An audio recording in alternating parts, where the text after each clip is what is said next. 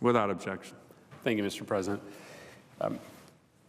Colleagues, I'm very pleased to be joined on the floor today by Senator Young. We are both members of the Foreign Relations Committee, both with an interest in Middle East security, and we are joined together on the floor today to give remarks and perhaps have a short colloquy about a humanitarian crisis that is unfolding before our eyes in the Middle East.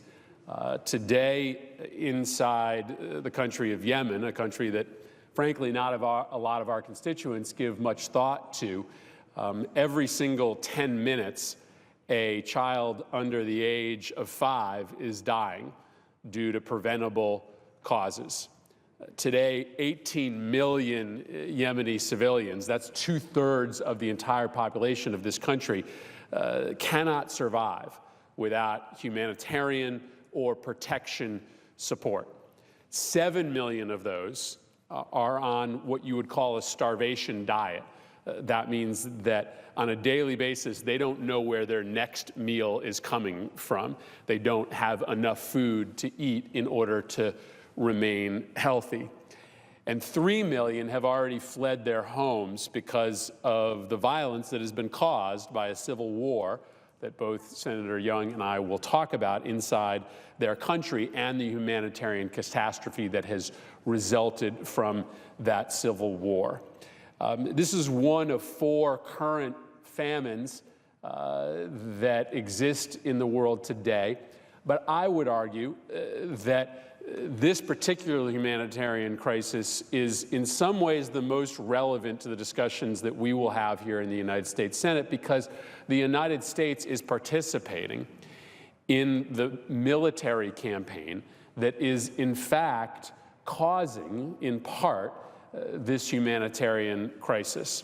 The United States is an active participant with a Saudi-led military campaign seeking to regain control of Yemen from a group called the Houthis, who overran the capital and now control large portions of the country.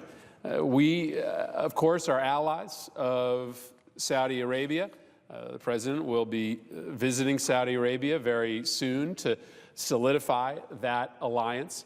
But it's time that we start asking some really hard questions about the conduct of the Saudi campaign inside Yemen, and whether we are, in fact, helping to create a humanitarian catastrophe on the ground, which is impossible to defend on moral grounds, but also is hard to defend based on national security grounds as well. Let's be honest about what's happening here. The Saudis are deliberately trying to create a famine inside Yemen in order to essentially starve the Yemenis to the negotiating table. Saudi Deputy Crown Prince Mohammed bin Salman said this. He said, "Time is on our side. Being patient is in our interest. We have the supplies and the logistics and the high morale. The enemy does not have supplies and funds and is impatient. Time is on our side, and we will exploit the time to serve our interests." Now, what are the Saudis doing to try to exploit this question of time and supplies? Well, first, they are coming directly after the main port city that brings 70% of food into Yemen and about 80% of all of the oil. That port city is called Hodeidah. And Senator Young has been very good in meetings to draw issue with what is believed to be deliberate targeting by the Saudis of the cranes in that port, the infrastructure in that port that allows for the supplies to come off of boats and move into these desperately needy areas of the country. Second, they are requiring an additional screening process for this humanitarian aid above and beyond the one that the UN has put into place. The UN is vetting supply ships coming into Hodeidah to make sure that there's really food and aid on these ships, not weapons, and it's working. But the Saudis are putting an additional process on top that is adding up to a month for the time that the aid gets off the ship and into the country. And between that and the military campaign targeting the port and its infrastructure has essentially resulted in an effective blockade being put in and around Hodeidah such that humanitarian support cannot effectively get into the country. But that's just the beginning. The Saudi bombing campaign has deliberately targeted roads and bridges throughout the country, many of them in and around North Yemen. And there are reports that the bombers have engaged in something called double tapping, which is where you hit a humanitarian, a civilian asset. You wait until the workers come to try to address that first strike, and then you hit it a second time to take out the civilians who have responded to the emergency. And this isn't just my opinion of the situation. This is representations been made by multiple aid organizations on the ground, and more importantly, by U.S. officials that have been embedded with the coalition. This is a quote from Daphne Rand, who is the former Deputy Assistant Secretary of State. She was in charge of the Saudi coalition portfolio at State. She said, in 2015, the U.S. government offered technical training on cyber, ballistic missiles, border security, counterterrorism, and maritime security to the coalition. The precision-guided munitions that we transferred in 2015 to the coalition on the hopes that they would enable better and more precise targeting by the coalition of the targets itself. But what we have seen since is not an improvement in targeting, and the issue itself is the target selection. It is not the precision of the target itself, but it is the choice of the targets and adherence to the no-strike list. That's a really important statement, a really important sentence. Is what's happening is the U.S. is telling the coalition what are the civilian targets you should stay away from so that humanitarian aid can move into the country, and the coalition is deliberately ignoring that advice. It's not a matter of mistakes being made on the ground, though there have been mistakes. It is also a matter of a no-strike list being ignored. And I mentioned that this is not just about the millions and millions of Yemenis who are starving today because of this civil war. It's also a question of whether this is accruing to U.S. national security interests. And again, I'm speaking just for myself on this matter. We are allies of the Saudis, and there is no doubt that an Iranian proxy state inside Yemen presents a threat to the Saudi state. There is also no doubt that Houthis have been launching attacks into Saudi Arabia. That's a real security threat for our ally. But we do have to acknowledge that there are other players that exist inside Yemen today. It's not just the Houthis and those Yemeni forces supported by the Saudis. There is also al-Qaeda, a branch of al-Qaeda that we know well because it has traditionally been the piece of al-Qaeda that has the most advanced threats to the U.S. homeland, and ISIS, which is growing inside Yemen. They have taken advantage of this civil war to fill in the ungovernable spaces. Recently, with the help of the UAE, we have begun to hit back against al-Qaeda and ISIS inside Yemen. But for a portion of time, they controlled a sizable amount of territory and revenue inside that country. ISIS is growing as well. And as a group of Yemeni Americans told me in my office about a year ago, to Yemenis, the bombing campaign is not perceived as a Saudi bombing campaign. It's perceived as a U.S. bombing campaign, or at the very least as a U.S.-Saudi bombing campaign. And so when responsibility inside Yemen is attributed for this starvation campaign, it is placed upon the United States as well as on Saudi Arabia.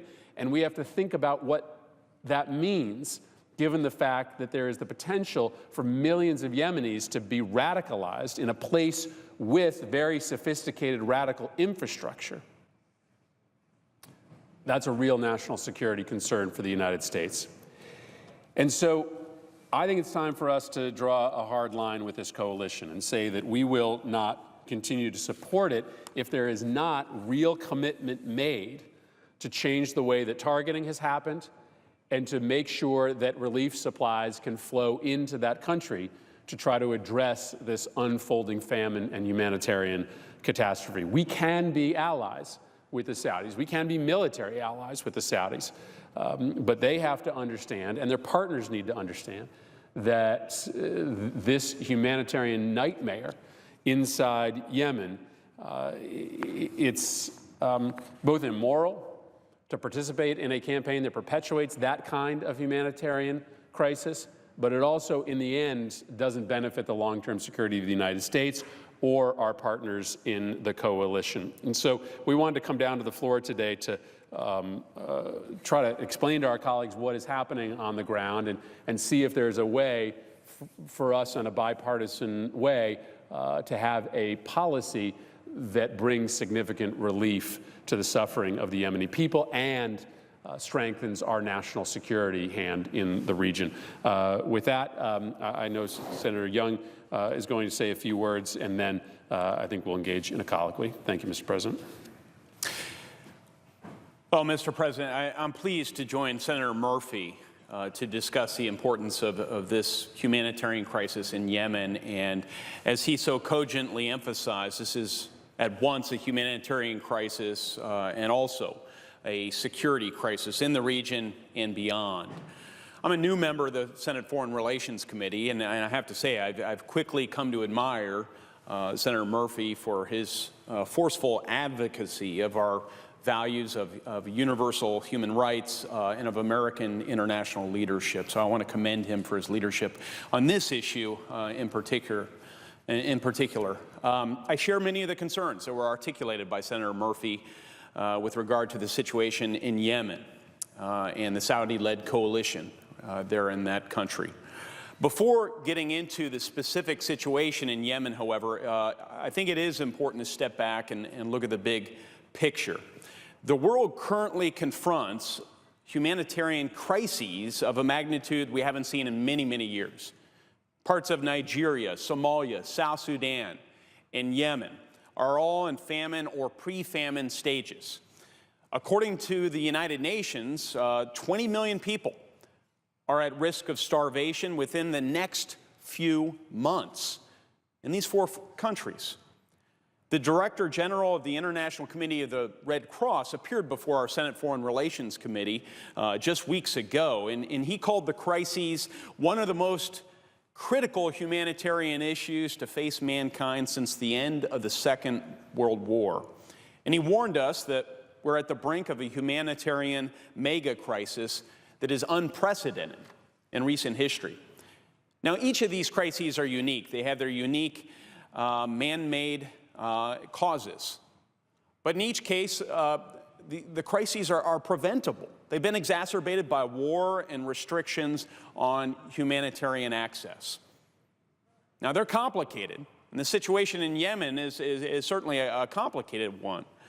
But the UN calls the situation in Yemen the largest humanitarian crisis in the world. According to their Office for the Coordination of Humanitarian Affairs, Yemen has almost 19 million people in need of humanitarian or protection assistance, including approximately 10 million who require immediate assistance to save their lives or to sustain their lives. So this is an urgent matter, which is why I'm so glad that we have the leadership of Senator Murphy on this matter and some of my other colleagues on various fronts. This is why I led a 10-member letter to Secretary Tillerson on March 23rd, calling for a diplomatic surge to address the political obstacles preventing the delivery of humanitarian aid. And I note that Senator Murphy joined me on that letter, which I personally hand-delivered to Secretary Tillerson. It's also why I raised the issue with Ambassador Haley in New York City.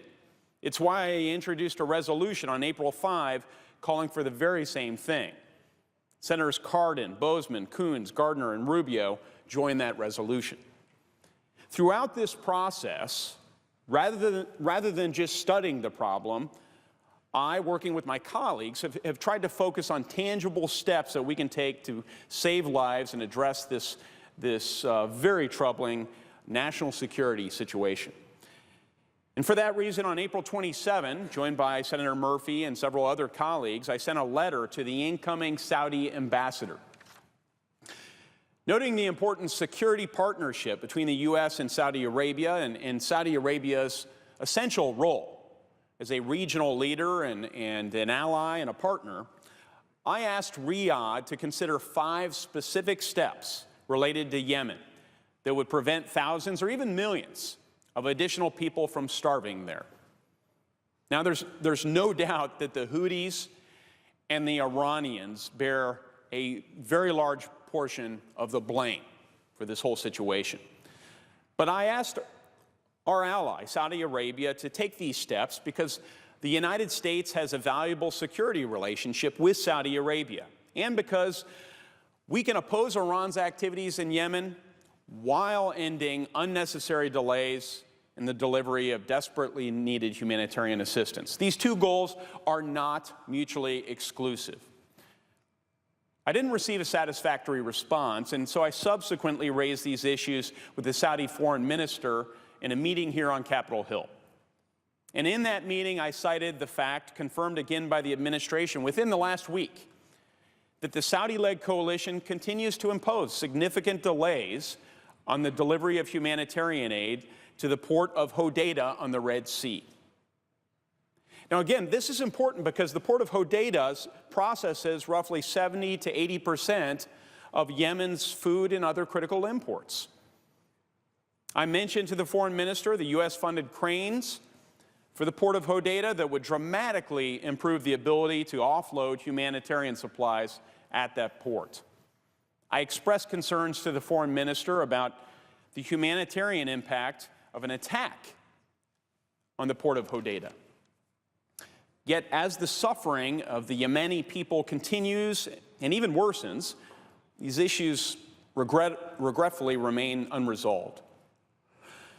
According to the administration, confirmed again this morning, the Saudi-led coalition continues to be responsible for an average of 16 days of additional delays to humanitarian shipments into the port of Hodeidah after vessels are cleared by the United Nations verification and inspection mechanism for Yemen. Think of it. Your children are starving to death.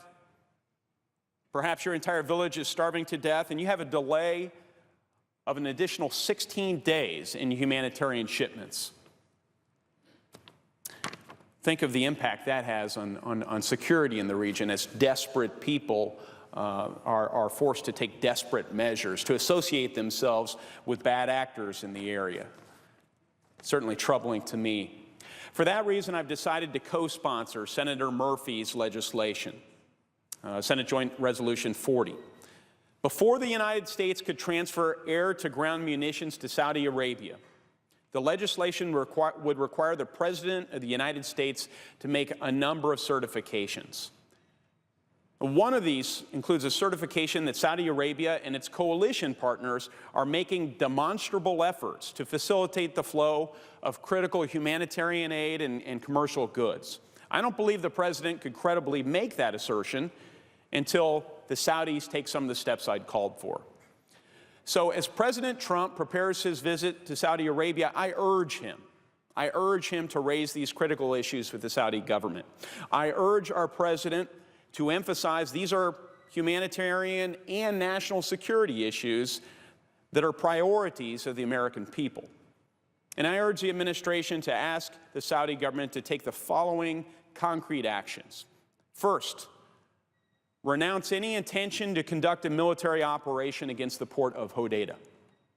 Second, redouble efforts to achieve a diplomatic solution. Third, end any delays to the delivery of humanitarian aid caused by the Saudi-led coalition. And fourth, permit the delivery of much-needed U.S.-funded cranes to the port of Hodeidah that would permit the quicker delivery of food and medicine.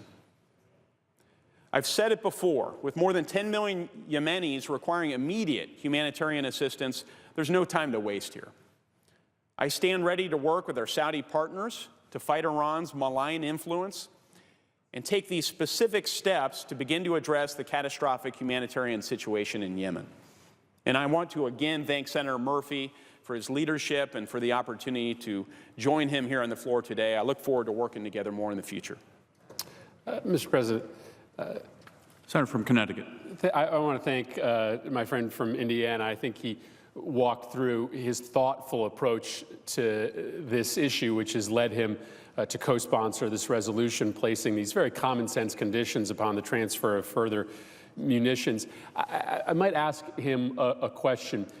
In his list of steps that he has asked the Saudis to take, I've joined him in that letter, as many of our colleagues have. Amongst them is a commitment to not take military action against the port of Hodeidah. We both met with the foreign minister who talked about the need to use increased military pressure inside Yemen, backed by U.S. Participation in the coalition, to try to draw the Houthis to the table. We have both expressed reservations about the effectiveness of that tactic, and we have something to say about it because none of this can occur without U.S. military support.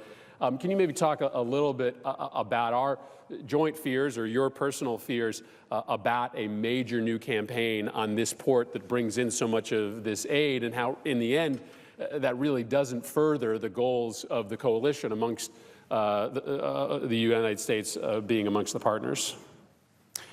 So it's a critical question, and it's one I've been asking so many stakeholders involved in this issue. No one has presented to me persuasive evidence indicating that a Saudi-led attack on the port would result in defeat of the Houthi Saleh bloc. No one has presented to me evidence that I find compelling that that action would even force the Houthi bloc to the negotiating table.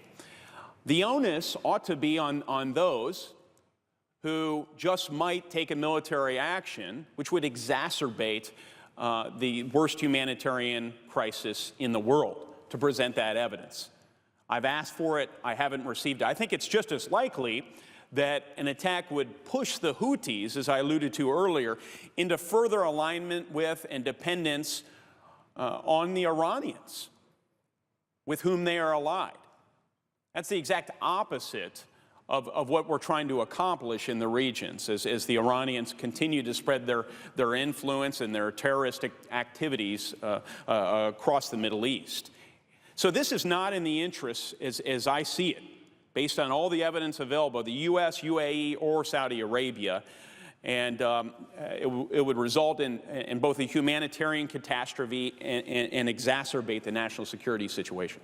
I thank Senator Young for, in his prepared remarks, making it clear that while we are focusing on the Saudis because we are part of this coalition, the Houthis do not have clean hands here either. Part of the reason that humanitarian supplies have a hard time getting to places that need it is because there are roadblocks put up by the Houthis as well. And there is this known connection between the Houthis and the Iranians, sometimes, in my opinion, a bit overplayed by some foreign policy thinkers, but it's real. And to your second point, in answer to my question, Senator Young, that is, to my mind, also the likely result of a deepening of the military conflict. If the Houthis had nowhere to turn, then the calculation might be different. But because the Iranians are there as a support system to lean on, a continued military campaign against Hodeidah would push them deeper into a corner and just broaden the scope of the military conflict. There ultimately has to be a political resolution here, and by simply upping the military ante and continuing the humanitarian crisis, you get further away from that political negotiating table rather than closer to it. Indeed, yeah. The last thing we want to do is to exacerbate a situation where we already have 10 million desperate people on the cusp of starvation or passing away on account of the lack of medical supplies, and so We need assistance here, which is why it's important for the president to elevate the importance of this issue in his conversation with the Saudis during his coming visit, and I believe he'll do so. I believe he'll do so because the international community, NGOs, understand the importance of this. Many at the State Department and U.S. Agency for International Development have spoken about what a serious crisis this is. And we don't want to be short-sighted with respect to what a bombing of the port could catalyze. We also need to recognize there are other players in the Saudi coalition that can be constructive here as well. And the Emiratis, I would note that they've shown a willingness to be helpful here on a couple of different fronts. And I had the opportunity to visit with the Crown Prince yesterday and received his assurance that he would seek to resolve without delay a situation related to the forward stationing of inspectors in his country so that they could pre-inspect cargo before it goes into the port of Hodeidah. That would expedite the process and help mitigate a lot of the suffering that's occurring.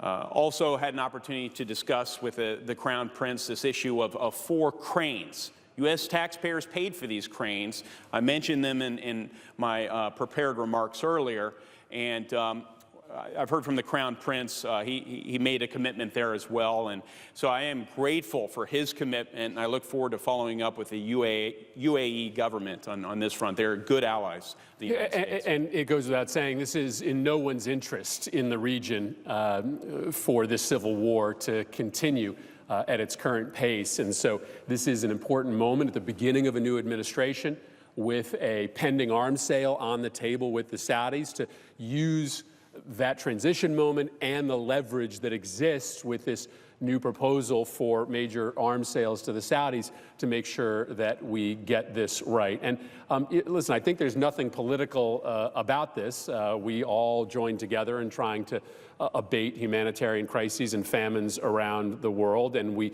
all want a policy that is going to bring an end to this civil war because, as I said, it is just important to remember that the most immediate enemies of the United States, those terrorist groups that do want to do harm from us, they find their most fertile ground today inside Yemen.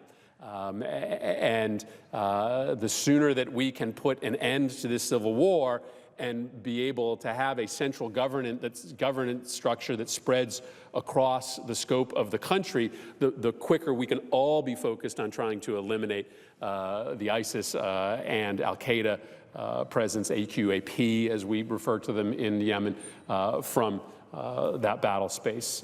Senator Young, I don't know if you have closing remarks, but I really appreciate your willingness to speak up, your leadership here, and I hope that we can grow others on both sides of the aisle to propose and support these common sense conditions upon this new military transfer so that we can get the situation right inside Yemen. Well, let me just end by reiterating my gratitude to you, of course, for your exceptional leadership, for walking point on this issue, I look forward to our continued work together. I want to thank all our colleagues who've engaged on this matter, of course, from the floor of the United States Senate here, want to invite others to engage in this if they have questions with respect to this matter, which is critical to our national security. I know they can reach out to you or me, and it's imperative that we send a respectful message to the administration that we think this is something that needs to be addressed in the near term. So with that, I have nothing else, Senator.